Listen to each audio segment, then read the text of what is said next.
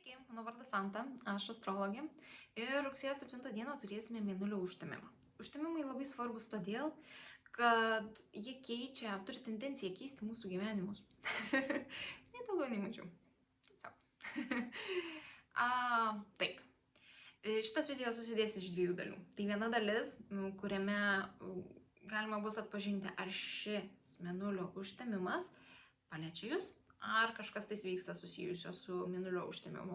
Ir kita dalis, ką mėgina padaryti šitas mėnulio užtemimas. Ar ne? Gerai. Tad pradėkime nuo kaip. Pirmiausia, reikėtų pasakyti, kad mėnulio užtemimai tai yra perėjimas į kitą lygį. Tai yra greičiausiai kažkas linguriavo mūsų gyvenime jau kurį laiką. Jau kurį laiką yra, bet mes nepasiryžome, nepadarėme to papildomo žingsnio, nežengėme to žingsnio, kad pradėtume dalyką, kad pradėtume kažką tais daryti. Ir kiekvienam žmogui tai bus skirtingas dalykas.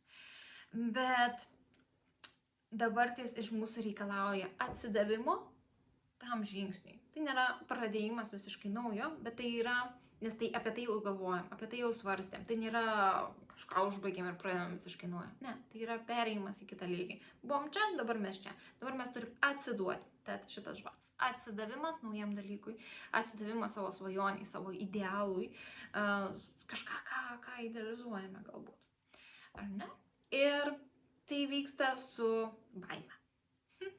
Žinoma. Greičiausiai būtume pradėję anksčiau tą dalyką daryti ir būtume atsidavę anksčiau, pasiryžę anksčiau, bet turime baimę. Ir ta baimė mus kaip ir stabdo, arba stabdė.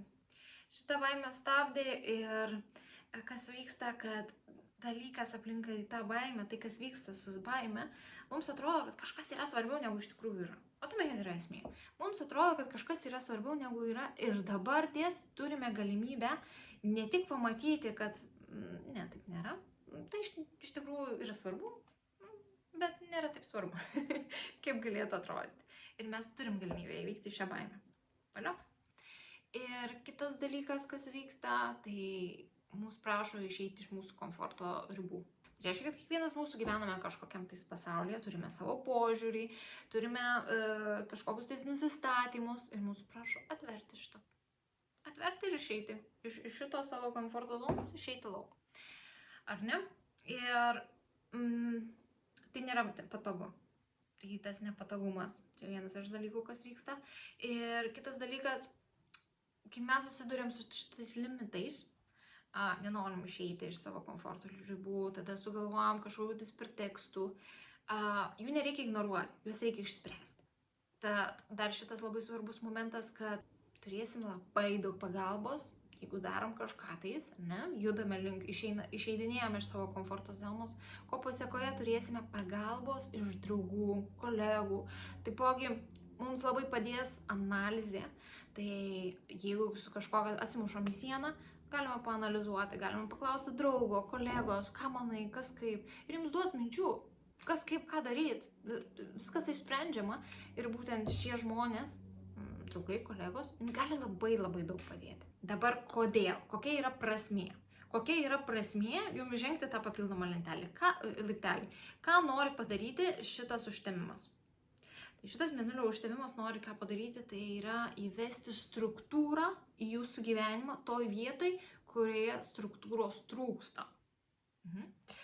Tai struktūra, tai yra suorganizuoti kažką į savo vietas. Struktūra yra disciplina, taisyklė, su rutina.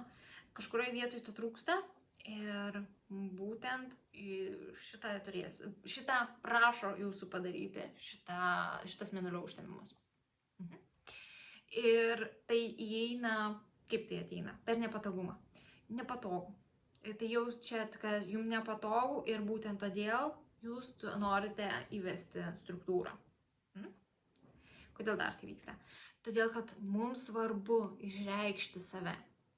Ir mes pasirenkame, šitumo atveju, ar ne, mes renkamės, kaip save išreikšti ir renkamės, kas yra svarbu mums išreikšti.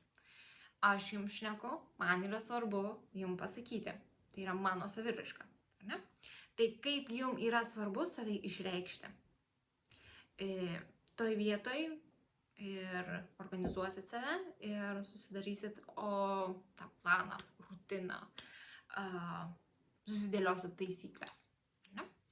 Gerai, ir kodėl dar svarbu? Todėl, kad jausite norą. Jausite, kad norite atsiduoti, jausite, kad norite daryti tai, ką norite daryti. Ir paskutinis dalykas. Šitas užtemimas prašo mūsų, kad priartėtume prie Dievo, priartėtume prie darnos, priartėtume prie savo tikslo. Ir nedaugiau nei mažiau.